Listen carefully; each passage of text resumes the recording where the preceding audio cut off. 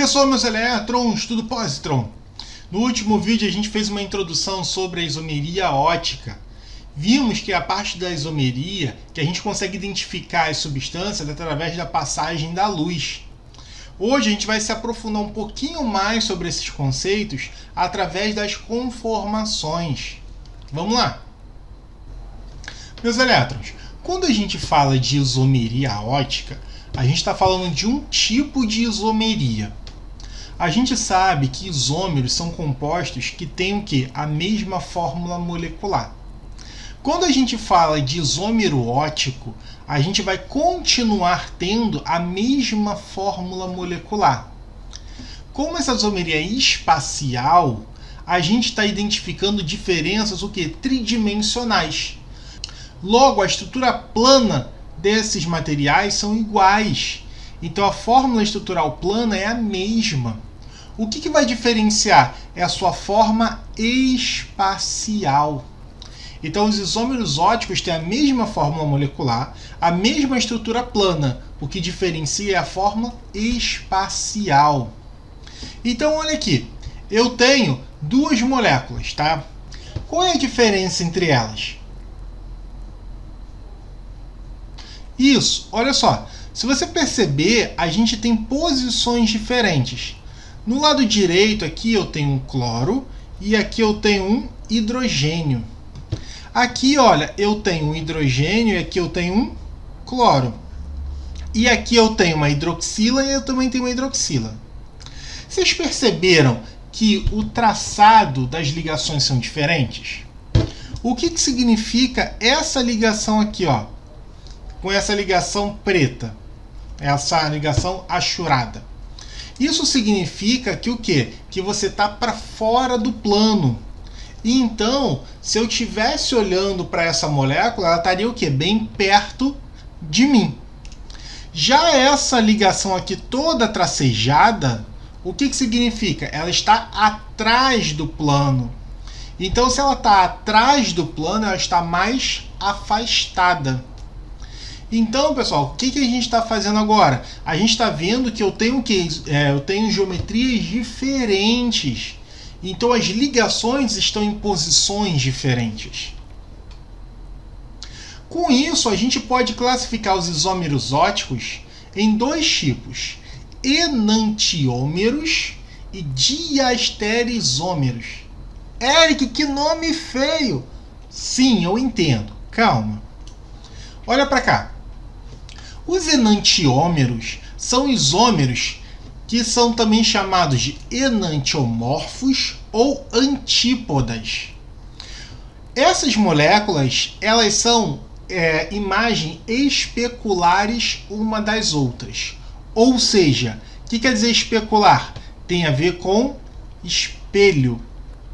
Então, se eu colocar uma molécula no espelho, eu vou olhar a outra.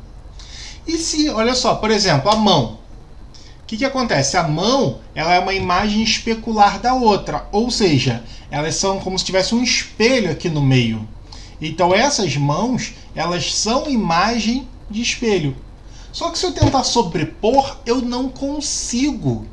Então a gente fala que essas imagens não se sobrepõem. Então os enantiômeros são imagens de espelho que não se sobrepõem. Então, por exemplo, aqui, ó, o CHBrClF. O que acontece? Se a gente for olhar, a gente está vendo o quê? Um espelho aqui. Imagina que aqui eu tenho um espelho.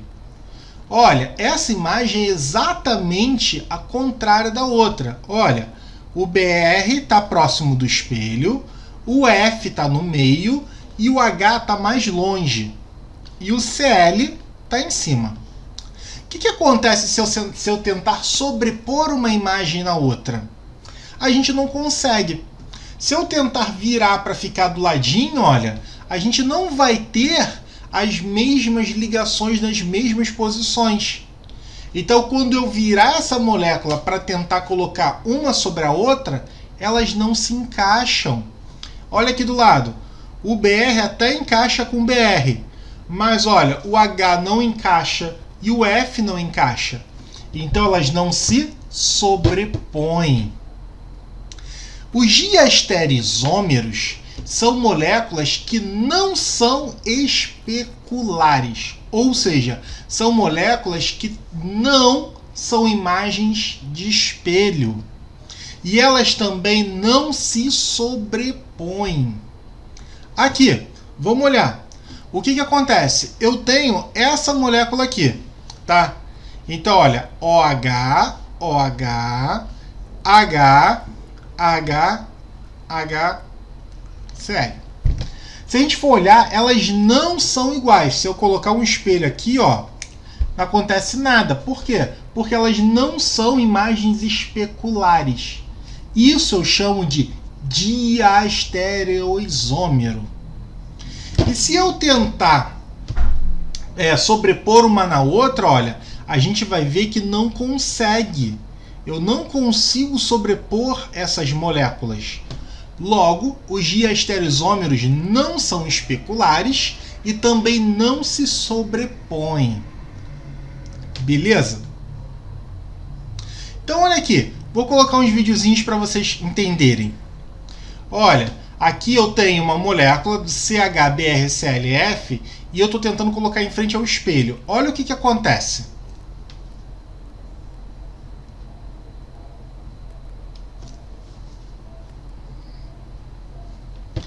Então, eu tenho uma imagem especular, mas que elas não se sobrepõem. Por quê? Porque os grupamentos são diferentes.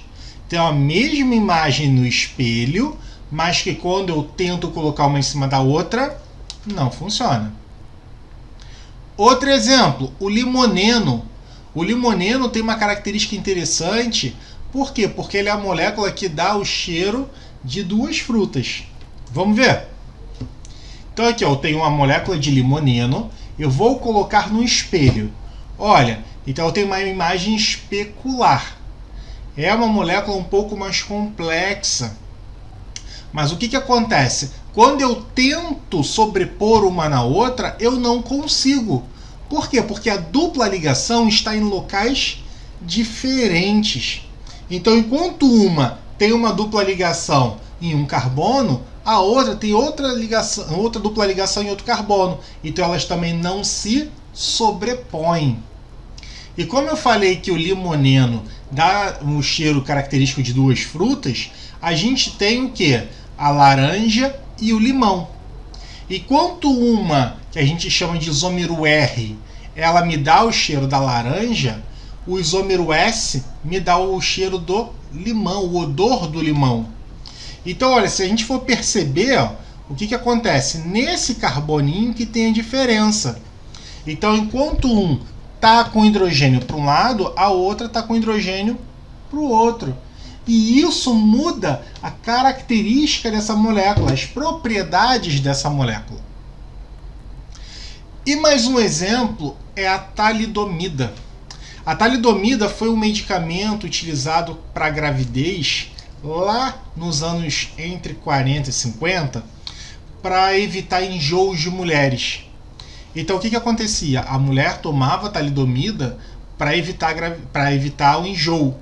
Ela já estava grávida, evitar o enjoo. Só que a talidomida, em algumas pessoas, deformavam as crianças. Então as crianças nasciam com deformações, com redução de braços, de pernas, ou não nasciam os braços e as pernas. Por quê? A talidomida é um medicamento. Por que acontecia isso com as crianças? Justamente por conta da isomeria ótica. É a partir desse medicamento que se teve um grande estudo sobre essa parte de isomeria ótica. Então, olha, eu tenho imagens especulares que quando eu tentar sobrepor uma imagem sobre a outra, a gente não consegue. Por quê? Porque, olha, de um lado eu tenho nitrogênio e do outro eu tenho carbono. Então, no momento que eu tentar sobrepor, eu não consigo. Então, olha, a da esquerda é um sedativo, ela evita enjoos em grávidas. E a da direita, ela causa problemas em pessoas. Como assim problemas, Eric? Aqui, ela causa má formação nas pessoas. Então a gente tem o quê? Crianças com problemas de má formação, por exemplo, aqui, ó, o braço que não se desenvolveu. Aqui outro exemplo, o braço. Você vê crianças com pernas que não se desenvolvem. Então, os membros superiores e inferiores são diretamente afetados pela talidomida. E tudo isso por conta de quê? De uma única posição de um carbono e nitrogênio. Então as propriedades são modificadas por conta da posição desse átomo. OBS. Uma mistura formada por partes iguais dos enantiômeros D e L, ou seja, quando eu tenho moléculas que têm atividade ótica que desviam a luz tanto para a direita quanto para a esquerda e estão presentes na mesma concentração, o resultado final é que essa luz não é desviada. Isso se chama mistura racêmica, tá? Então, mistura racêmica é quando eu tenho quantidades iguais dos isômeros levógero e destrógero na solução. Então, olha, o que acontece? Eu tenho uma luz natural que ela emite para todas as direções. Passo por um polarizador, a luz é polarizada. Aí, essa luz ela passa por uma solução. O que acontece? Eu tenho uma parte que é levógera, que desvia para a esquerda, e eu tenho uma parte que é destrógera, que desvia para a direita. Pessoal, uma parte desvia para a esquerda, a mesma quantidade desvia para a direita, então elas se anulam. Por se anular, ao final eu vou ter o quê? Eu vou ter uma luz polarizada no mesmo sentido de entrada. A isso se chama mistura racêmica. E essa atividade ótica que a gente está vendo, ela está muito ligada ao quê? A assimetria da molécula, ou seja, a diferenças estruturais dentro da molécula. E essas diferenças estruturais, essa assimetria, ou seja, falta de simetria, falta de partes iguais, ela se dá de duas maneiras. Primeira maneira, com carbono quiral, que a gente já vai ver o que é. E a segunda maneira é sem carbono quiral. O carbono quiral, ele é um carbono que tem as 4 ligações diferentes, tá? Então a gente chama de carbono quiral ou estereocentro. Então, carbono quiral ou estereocentro é um carbono que possui o quê? As 4 ligações diferentes.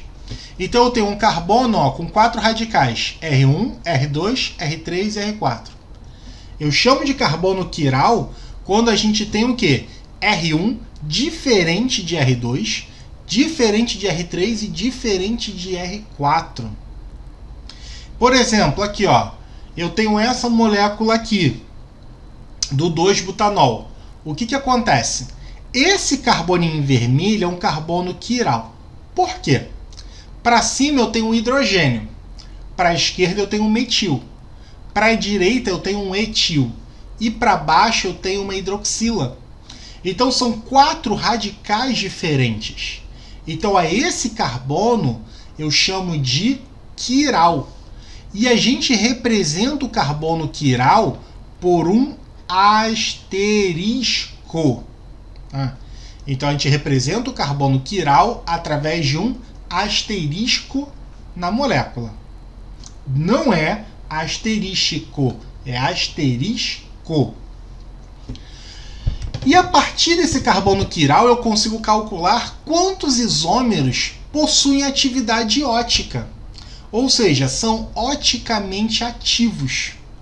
Eu consigo calcular isso, o número de isômeros, através da seguinte forma, olha. O número de isômeros vai ser o quê? 2 elevado a n. O que é o n? O n é o número de carbonos quirais. Então, por exemplo, nessa molécula aqui embaixo, quantos carbonos quirais eu tenho? Opa! Eu tenho o quê? Apenas um. Eric, e esse aqui? Não é quiral? Não, por quê? Porque eu tenho duas ligações com oxigênio, então ele não é quiral. Aqui eu só vou ter quantos? Quantos carbonos quirais eu tenho? 1, ou seja, N igual a 1.